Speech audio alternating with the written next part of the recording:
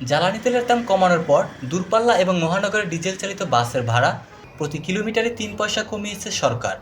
সোমবার সড়ক পরিবহন ও মহাসড়ক বিভাগের এক প্রজ্ঞাপনে বলা হয়েছে, আজ মঙ্গলবার থেকে এই ভাড়ার হার কার্যকর হবে। প্রজ্ঞাপনে আরও বলা হয়, আন্তঃজেলা ও দূরপাল্লার রুটে চলাচলকারী বাস ও মিনিবাসের ক্ষেত্রে প্রতি কিলোমিটারে ভাড়া ২ টাকা ১৫ পয়সার পরিবর্তনে ২ টাকা ১২ পয়সা হয়েছে। ঢাকা সড়ক পরিবহন সমন্বয় কর্তৃপক্ষ ডিটিসি আওতাধীন নারায়ণগঞ্জ, মুন্সিগঞ্জ, নরসিংদী, গাজীপুর, মানিকগঞ্জ ও ঢাকা জেলার বিভিন্ন রুটে চলাচলকারী বাসের ভাড়া ২ টাকা ৩৫ পয়সা থেকে কমিয়ে করা হয়েছে ২ টাকা ৩২ পয়সা। ঢাকা ও চট্টগ্রাম মহানগরীতে চলাচলকারী বাসের সর্বনিম্ন ভাড়া ১০ টাকা এবং মিনিবাসের সর্বনিম্ন ভাড়া ৮ টাকায় থাকবে বলে জানিয়েছে সড়ক পরিবহন ও মহাসড়ক বিভাগ। স্বয়ংক্রিয় পদ্ধতিতে প্রতি মাসে জ্বালানি তেলের দাম সমন্বয়ের অংশ হিসেবে এপ্রিলে ডিজেল ও কেরোসিনের দাম লিটারে ২ টাকা ২৫ পয়সা করে কমিয়েছে সরকার। তাতে প্রতি লিটার ডিজেল ও কেরোসিনের দাম ১০৮ টাকা ২৫ পয়সা থেকে কমে হয়েছে ১০৬ টাকা।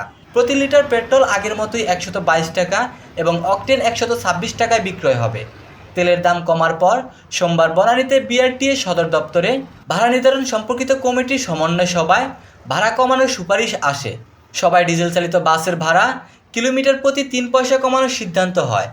ভাড়া কমানোর প্রস্তাব সোমবার ওই মন্ত্রণালয়ে পাঠানো হলে সড়ক পরিবহন ও সেতু মন্ত্রণালয় থেকে ভাড়া কমানোর বিষয়টি চূড়ান্ত করা হয়।